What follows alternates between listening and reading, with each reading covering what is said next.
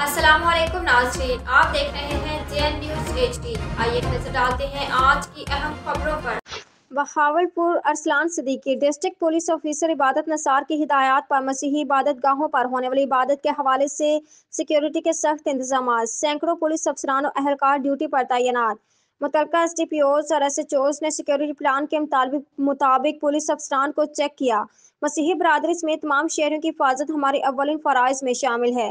तफसील के मुताबिक inspector general of police Punjab की फुल प्रूफ सिक्योरिटी के SOP के तहत DPO इबादत नसार की हिदायत पर इतवार के रोज होने वाले प्रोग्राम्स के लिए मसीही इबादत गाहों पर सिक्योरिटी के फुल प्रूफ इंतजाम किए गए, जिनमें सैकड़ों की तादाद में पुलिस अफसरान और अहलकारान तैनात किए गए हैं।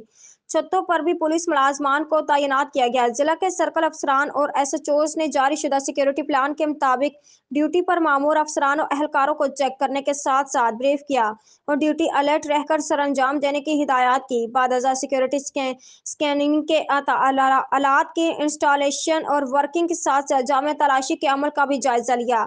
सिविल पार्चात में सिक्योरिटी अहलकारों के साथ मावनेन अदारों ने भी इर्द गिर्द के माहौल और गैर मुतल्लिका अफराद की सरगर्मियों पर नजर रखी।